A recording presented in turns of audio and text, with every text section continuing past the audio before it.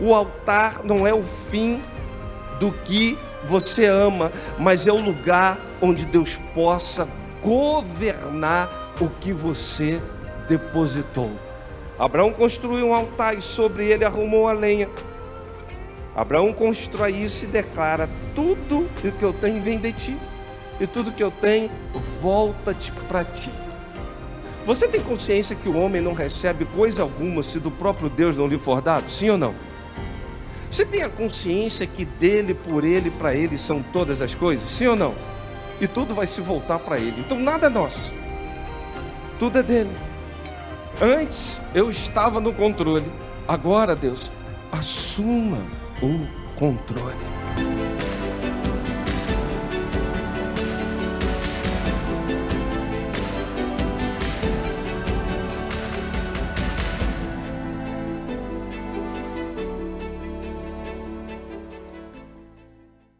E redistribuímos subtemas para cada mês. E nesse mês que estamos falando sabedoria para entregar, eu quero falar no tema no altar da entrega. E quero convidá-lo para abrir então a palavra do Senhor em Gênesis 22, de 6 a 14. Gênesis 22, de 6 a 14.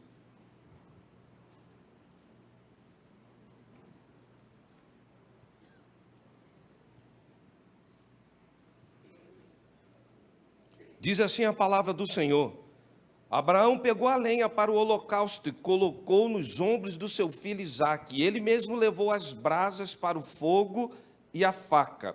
E caminhando os dois juntos, Isaque disse a seu pai Abraão: meu pai. Sim, meu filho, respondeu Abraão. Isaque perguntou: as brasas e a lenha estão aqui, mas onde está o cordeiro para o holocausto? Respondeu Abraão: Deus mesmo há de prover o cordeiro para o holocausto, meu filho. E os dois continuaram a caminhar juntos. Quando chegaram ao lugar que Deus lhe havia indicado, Abraão constituiu um altar e sobre ele arrumou a lenha, arrumou seu filho Isaque e colocou sobre o altar em cima da lenha. Então estendeu a mão e pegou a faca para sacrificar seu filho. Mas o anjo do Senhor o chamou do céu: Abraão, Abraão. Eis-me aqui, respondeu ele. Não toque no rapaz, disse o anjo, não lhe faça nada. Agora sei que você teme a Deus, porque não me negou o seu filho, o seu único filho. Vamos orar? Pai, tua palavra tem um propósito, ela cura, ela desperta, ela salva, ela transforma.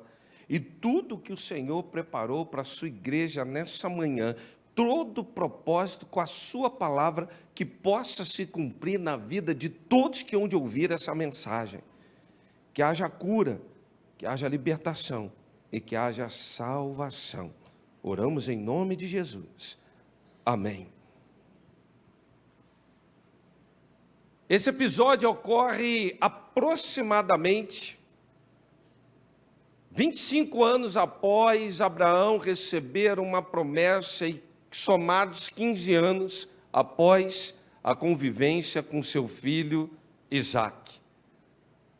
Vamos colocar um lapso temporal de aproximadamente 40 anos, desde a promessa até o episódio. Quando olhamos para a vida de Abraão, verificamos as promessas e tudo que Deus vai falar para ele. É um desafio para a mente humana entender um Deus que trata com Abraão da forma como ele falou, da descendência, da prosperidade e de tudo que Deus falou que ia fazer por intermédio da descendência de Abraão. E chega agora no capítulo 22, é o ápice da vida de Abraão. O texto que lemos, vamos dizer que é o pico Everest da vida de Abraão. Ele chegou agora à plenitude, o maior desafio de sua vida. Imagina um coração de um pai, ou até mesmo de uma mãe, quando ver um filho sofrer. para aqueles que são pais e avós, vão entender perfeitamente o que eu vou falar. Eu tenho mais de 100 pontos de sutura no corpo. E às vezes que vão me dar uma sutura, eu já sei até a primeira agulhada onde vai entrar. E eu sei que é a que mais dói. Porque eu lembro da minha mãe, quando aquele mertiolate ainda ardia, aquele momento em que a gente andava de carrinho de rolemã, skate, aquelas coisas todinhas, vocês não viveram isso não, irmãos? Que a gente jogava bola descalço no asfalto, dava umas bolhas assim incríveis. Aí a gente se machucava, se escondia para a mãe não ver. Quando a mãe via, falava assim, vai infeccionar. Primeira coisa que a mãe fazia, pegava uma gaze, esfregava num machucado sobre a égide que tinha que tirar a terra. No momento seguinte, aplicava aquele mertiolate que te levava na lua. E com requinte de crueldade, ela soprava para potencializar a medicação. Era um momento de êxtase. Hoje mertiolate não arde mais, irmãos. Perdoa a graça. E quando a gente gritava, ouvia a seguinte expressão: aguenta, o que arde cura, o que aperta segura. Você cresceu ouvindo isso? Eu cresci, irmãos. E uma das coisas que me chamava a atenção na expressão da minha mãe é que ela dizia assim: acredite você se quiser, dói mais em mim do que em você. Eu falei, essa mulher é louca. Ela não sabe a dor que eu estou sentindo. Mas quando é que a gente começa a sentir essa dor? Quando a gente gera.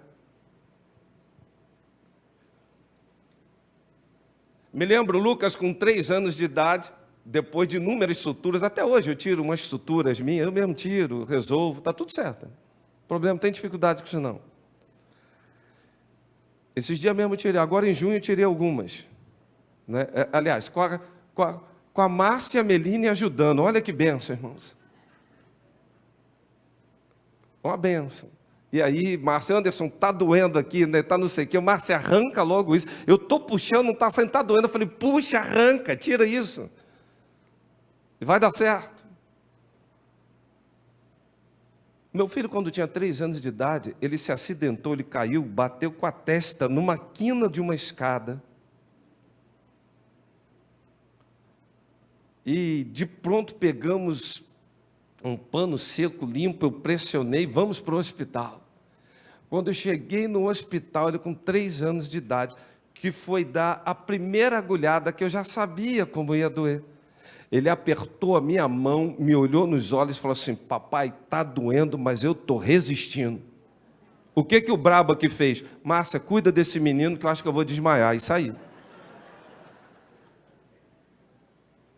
Nesse dia, a ficha do mertiolate da minha mãe caiu. Eu não acreditava que doía mais nela do que em mim, porque ela esfregava com uma vontade, soprava com gosto. Que eu falei, não é possível, essa mulher me odeia. E ela estava cuidando de mim. Irmãos, como é difícil. E a igreja vai começar a entrar no clímax do texto abraâmico. Quando acontece com o filho, a dor é mais aguda, é ou não é? Acontece com a gente, a dor tem uma potencialidade. Quando vem num filho, meus irmãos, a dor é muito mais intensa. A dor, ela é diferente, eu não sei explicar isso, mas é uma dor que é mais crônica, dói mais. Imagina Abraão, 40 anos de expectativa, a promessa para se cumprir, e é chegado o tempo agora que ele está alegre, feliz, dizendo, o Senhor está cumprindo tudo, está dando tudo certo, Deus está fazendo eu viver um milagre. Ele não tinha como mais gerar, nem ele, Sara.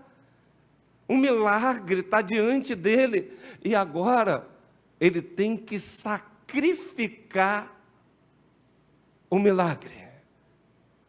Vocês fazem ideia da dor para um pai ter que agir dessa forma?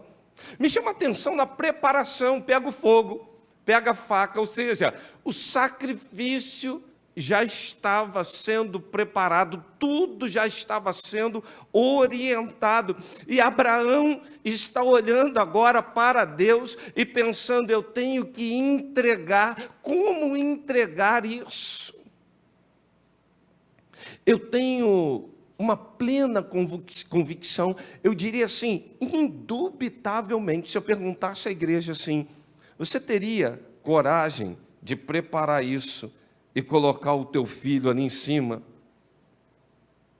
para tentar realizar algo desse tipo?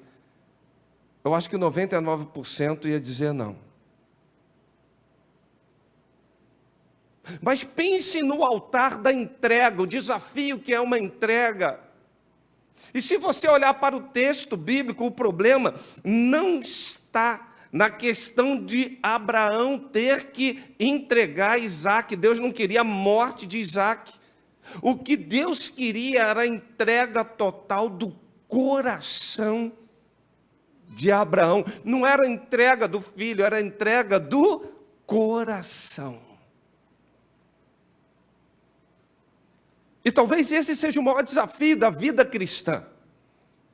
Nos momentos de maiores adversidades da vida, quando a gente tem que se posicionar com uma entrega que honra ao Senhor, e quando a gente pensa em casa, na família, a gente acaba não honrando a Deus, porque a gente acha que está sacrificando dentro de casa. E quanto à honra ao Senhor tem que vir em primeiro lugar, até porque o que Deus está provando é onde está o nosso coração.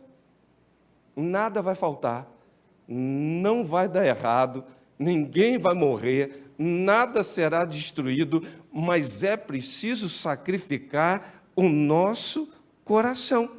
Essa passagem mostra que todo crescimento espiritual vai acontecer no altar da entrega. Abraão pega a lenha, pega o fogo, pega tudo, e os elementos vão simbolizando então sacrifício para poder entregar. O essencial não está nas mãos de Abraão, o essencial está no coração de Abraão.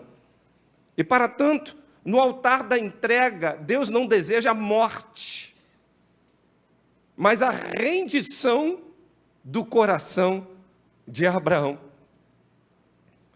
Quando olhamos para o texto, meu pai, as brasas e a lenha estão aqui, mas aonde está o cordeiro para o holocausto? Verso 7. Repare, não é a morte de Isaac, é a rendição do coração de Abraão. Esse diálogo dele com o filho, ele é um diálogo tão difícil que você vai ver que tem 2 versos dizendo assim: e eles foram juntos, e eles estavam juntos. O texto vem demonstrando unidade, intimidade dele com o filho. Isso potencializa mais esse sacrifício. E a resposta de Abraão é uma resposta assustadora. Ele diz: Deus proverá para si o cordeiro, meu filho. O que era isso? Um homem que agora vai entregar o seu coração. Ele tem convicção de que Deus, ele é provedor e de tudo quanto carecemos, mesmo nos momentos em que achamos que vamos ter que fazer o maior sacrifício da vida. Qual é a convicção que um cristão deve ter? O Senhor proverá. O Senhor vai fazer. Essa resposta revela a confiança em meio à dor. Essa resposta revela o quanto ele ama o Senhor, revela o seu verdadeiro caráter diante do próprio Deus. Ou seja, é libertar de um apego.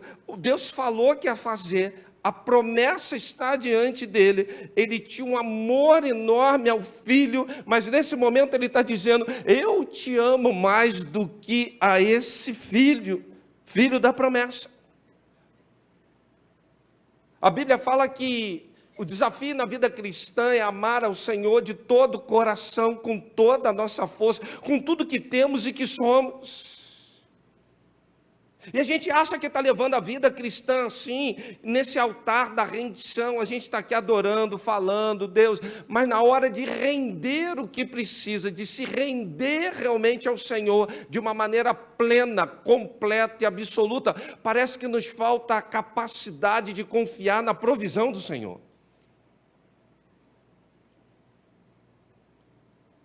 E a obediência genuína, ela não depende de explicações. Porque quando você está disposto a entregar tudo que tem, tudo que é ao Senhor, tem coisa que não tem lógica. Porque agir com fé nem sempre terá lógica. Mas você precisa ter certeza que agir com fé terá sempre a soberania de Deus sobre a sua vida. Terá sempre a graça de Deus sobre a tua vida. E por isso, não raras as vezes, a graça dele te basta, porque o poder dele se aperfeiçoa na nossa fraqueza. Um dos grandes desafios da entrega não é a objetificação daquilo que está sendo dado, até porque se pararmos para pensar, irmão, ninguém quer perder nada. Se eu perguntar a você nessa manhã, você gosta de perder? Quem aqui gosta de perder? Ninguém levantou a mão, graças a Deus, irmão. Ninguém levantou a mão. Nós não gostamos de perder, a gente não quer perder tempo, a gente não quer perder absolutamente nada. O sentimento de perda é muito difícil para nós. A gente não quer perder nem para o ímpar. E tem gente tão competitiva que extrapola até os métodos porque não quer perder. Mas não se trata no altar da entrega a Deus de perda. É aí que eu quero chegar com você. A gente acha que a entrega é perda, mas no altar do Senhor não é perda, é rendição de coração.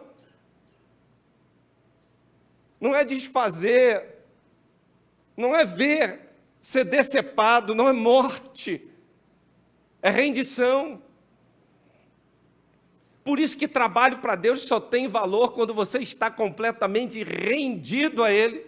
Por isso que quando você vem trazer a oferta ao Senhor, se você lembrar que tem alguma coisa com teu irmão, vai-te primeiro se reconciliar com ele, porque nem a oferta Deus recebe. O que é isso? Ele quer preliminarmente rendição de coração.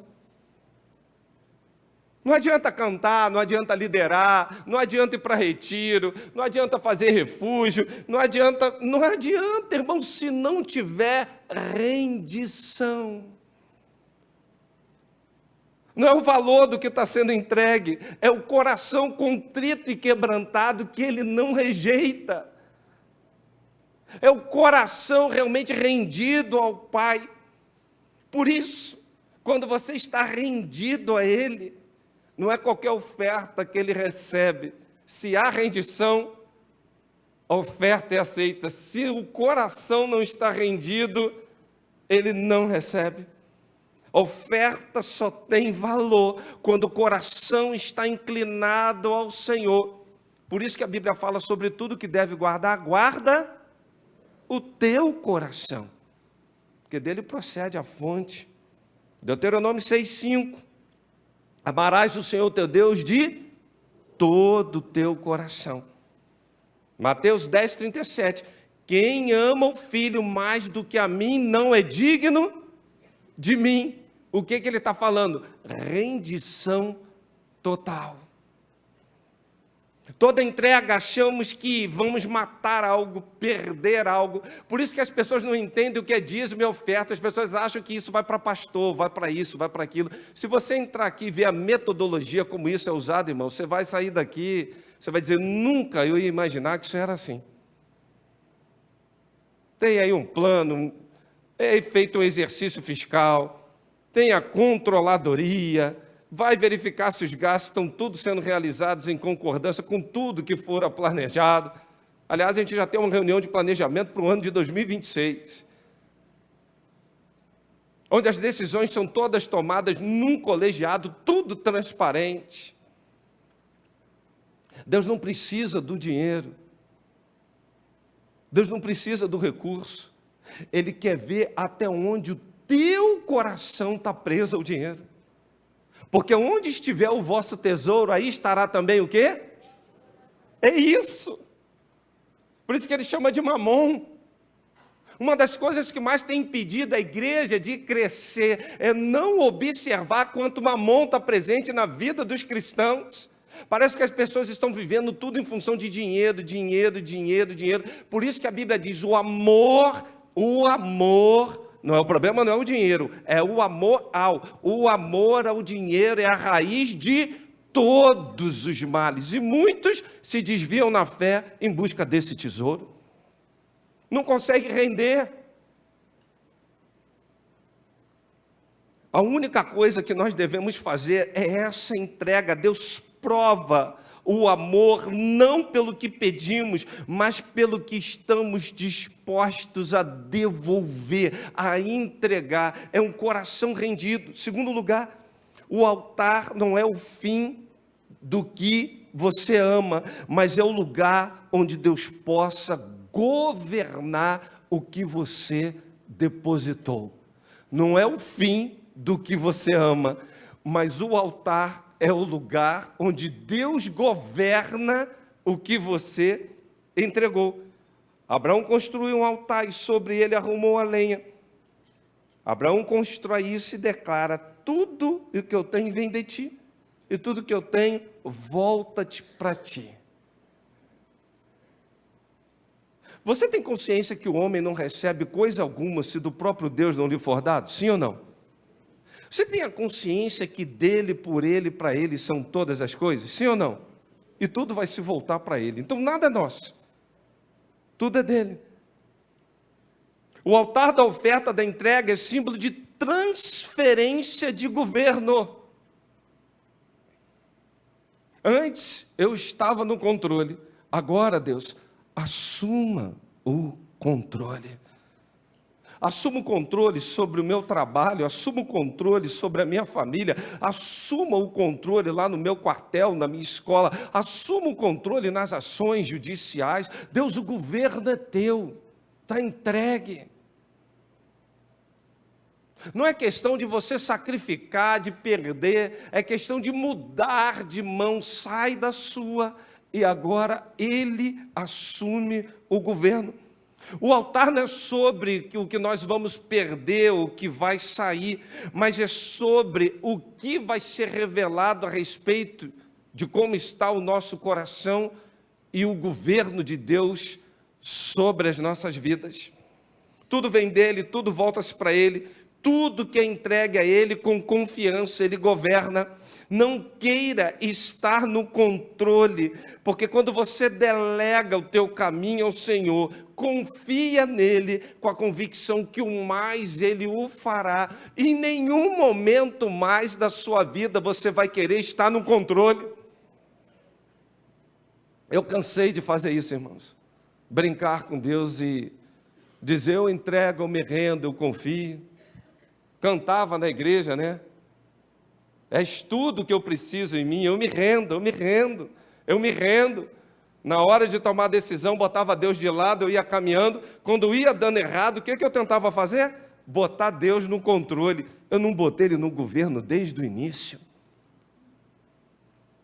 A maioria impulsivamente, emocionalmente, vai tomando decisões precipitadas, não conseguem mais entregar o controle ao Senhor. Quando começa a perceber que as coisas estão indo de mal ao pior, o que tentam fazer? Ah, Deus, agora assume. Desculpa, irmão, você tinha que ter feito isso lá atrás.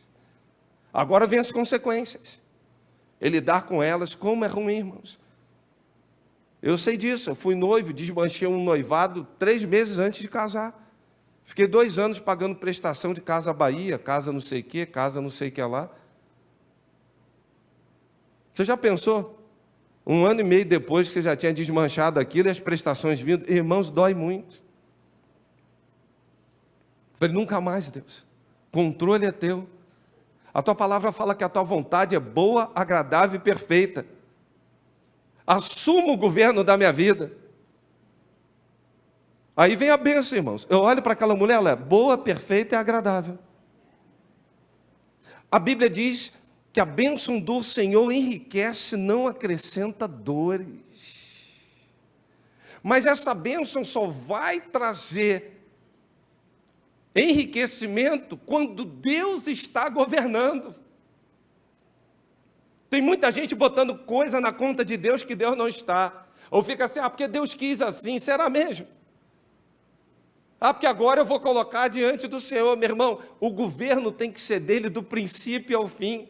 Confia, ele tem as melhores propostas, confia, ele tem os melhores caminhos, confia, porque ele sabe o tempo e o tempo dele é perfeito. Entrega o governo, descanse.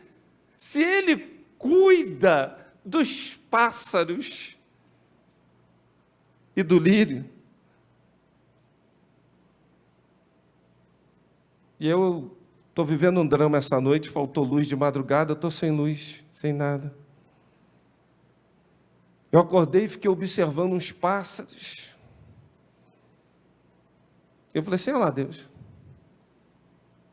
eu duvido que esteja preocupado com o que vai comer daqui a pouco. Aí ficaram dois assim, juntinhos ali, observando, falei assim, deve morar onde aqueles dois ali, Deus? Para onde é que eles vão? Deve estar cheio de conta para pagar, cheio de problema para resolver. Sabe quem sustenta? O Senhor. Sabe quem alimenta? O Senhor. Aí o texto fala assim, quanto mais a cada um de vós, homens de pouca fé. Sabe o que é pouca fé? É não deixar Deus assumir o controle, o governo total. O altar é o lugar onde Deus assume o governo que antes era meu. Eu cansei de governar, eu cansei de estar à frente. Agora o governo é teu, a glória é tua, o poder é teu, não a nós, mas ao teu reino.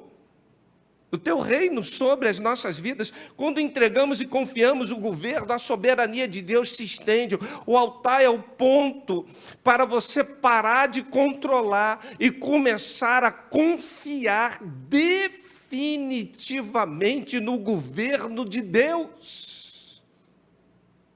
Não adianta montar um comércio e querer viver como os outros. Aqui tem um esquema, aqui eu faço isso, faço aquilo. Irmão, a quem tributo, tributo, a quem honra, honra, a quem louvor, louvor. Faz tudo certinho. Não vai no que a maioria está fazendo, sabe por quê? A imensa maioria não está debaixo do governo de Deus. A tua vida, teus negócios, tudo que você tem, tudo que você é, precisa estar no governo dele. Não queira remedar modelos que o mundo está fazendo, isso fracassa. Quando você confia no governo, irmão, pode se preparar, que você vai começar a experimentar o que é ter uma vida abundante no Senhor. Tudo que vai ao altar sob a direção de Deus volta multiplicado em número, em propósito. Olha para a vida de Abraão, pai de multidão. Estrelas, areia, serão incontáveis a tua descendência. Quando você confia no governo dele, prepare-se que você vai começar a experimentar o que são propósitos eternos, espirituais, multiplicados na sua vida. Em terceiro, o altar revela o nível de confiança e não o tamanho do sacrifício. Deus proverá para si o cordeiro, e o texto termina com Deus dizendo, agora sei que temes a Deus. Deus já sabia, mas agora Abraão também sabe até onde ele pode ir. O altar não serviu para Deus descobrir algo, não, Deus já sabia, mas para Abraão revelar o seu nível de confiança na soberania do Criador. O pai do existencialismo, o Soren Kierkegaard, ele dizia uma coisa interessante. Ele fala, num livro que ele escreveu, Temor e Tremor, a fé é o paradoxo que faz o indivíduo estar acima do universal, quando está só diante da soberania de Deus. Abraão vive esse paradoxo sozinho, sem compreender, mas obedecendo. E pela fé, Abraão vai ser justificado, ele oferece. E quando ele faz isso, o altar é o lugar onde a fé vence o medo, a confiança vence a lógica, e ali ele aprende que Deus nunca fica devendo nada a quem lhe confia tudo. Eu quero já partir para a conclusão. E a maturidade espiritual não é medida do quanto você faz. A maturidade espiritual, o termômetro espiritual das nossas vidas deve ser medido o quanto você entrega e confia. Por isso que alguns confundem fé. E até hoje tem gente achando que fé é capacidade de receber. Eu tenho fé que eu vou ser curado, receber. Eu tenho fé que porta de emprego vai se abrir, fé. Eu tenho fé que eu vou comprar o carro novo, e está ali ele. Fé não é capacidade de receber, fé é capacidade de entregar. O pai da fé entregou seu único filho. Quando a igreja virar essa chave espiritual na sua mente, a igreja vai parar de pedir mais, ela vai falar, eu quero entregar mais. A igreja vai viver de maneira esplêndida, olhando e falando, pai, eu estou entregando pouco, eu quero entregar meus dons e talentos, eu quero entregar governo, eu quero entregar tudo que tenho, tudo que sou, tudo é para o Senhor. Não vai acordar amanhã desesperado, preocupado com coisa alguma. Ele sabe que tem um pai que é provedor, ele sabe que Deus vai multiplicar tudo o que está no governo do próprio Deus. Ele vai parar de falar, eu confio que eu vou receber. Ele vai começar a dizer, eu confio que definitivamente eu vou entregar. Isso é fé. A fé é quando você para de olhar para as tuas necessidades e você se rende ao céu dizendo, Ele é Senhor, Ele é soberano, Ele é Rei, Ele é o autor da minha vida. Isso é fé. O altar ensina que quem entrega nunca perde, apenas muda de dono e de governo, e que o maior beneficiário é quem entregou, é quem confiou, foi quem depositou. E no altar da entrega, diante dessa reflexão, eu fico pensando, o que realmente seria custoso eu entregar a Deus nessa manhã? Abraão chama o nome daquele lugar, o Senhor proverá. O Deus da provisão. Abraão sobe o monte para sacrificar. Ele sobe o monte para entregar o seu coração e desce com provisão, desce com a promessa, desce com o filho. Você entrou nessa manhã, nesse culto, e a pergunta que não quer calar é, o que você está disposto a entregar? Você não vai voltar para casa de qualquer forma. Volte com provisão, volte com revelação. O altar da entrega se transforma no altar da provisão, quando entendemos que culto não é receber, é entregar. A tua vida vai mudar, meu irmão. Tem muita gente vindo para o culto falando, eu quero um louvor que eu goste, uma palavra para mim. Quando você chegar aqui e falar, Deus, eu quero render tudo que tenho, tudo que sou, eu quero me entregar ao Senhor.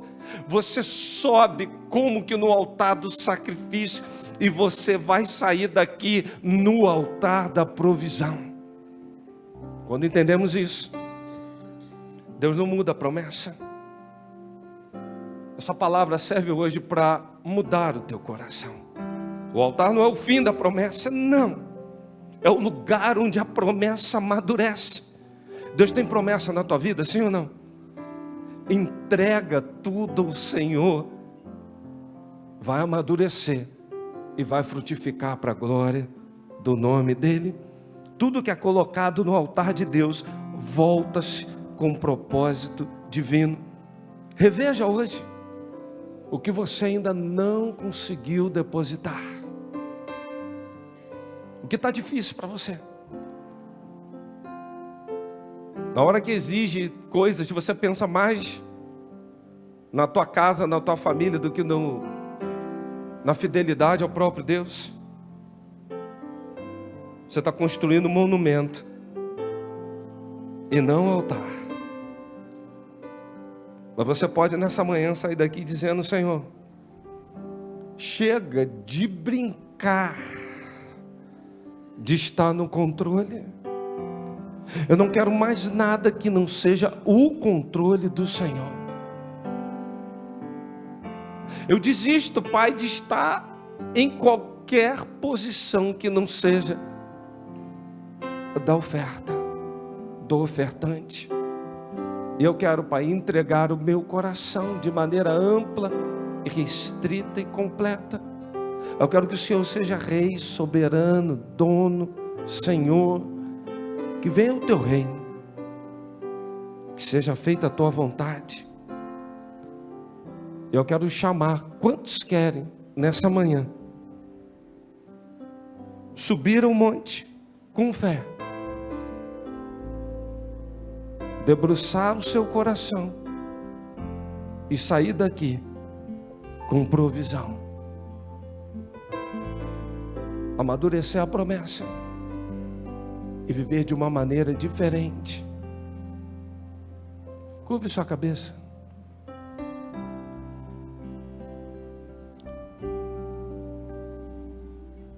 Pergunta ao Espírito Santo assim: eu tenho entregue tudo? Eu tenho te dado o meu tudo? Ou será que existem áreas da minha vida que eu ainda estou controlando?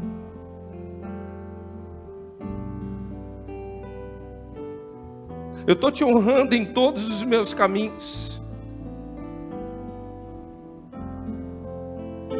Ou será que tem áreas difíceis que eu luto, mas que eu não consegui entregar definitivamente? Espírito Santo, fala comigo. Eu venho na igreja, no altar do sacrifício, mas quero sair daqui no altar da provisão. Eu quero render tudo que tenho, tudo que sou. Meu coração é teu, tu é Rei soberano, tu és Senhor. Tudo que tenho eu quero colocar diante de ti. Eu quero viver o sobrenatural. Pai, muda a minha história, muda uma chave espiritual na minha vida. Chega de ficar aqui pensando em culto para mim. O culto é para o Senhor. Eu vim render, entregar. Eu quero entregar, Pai.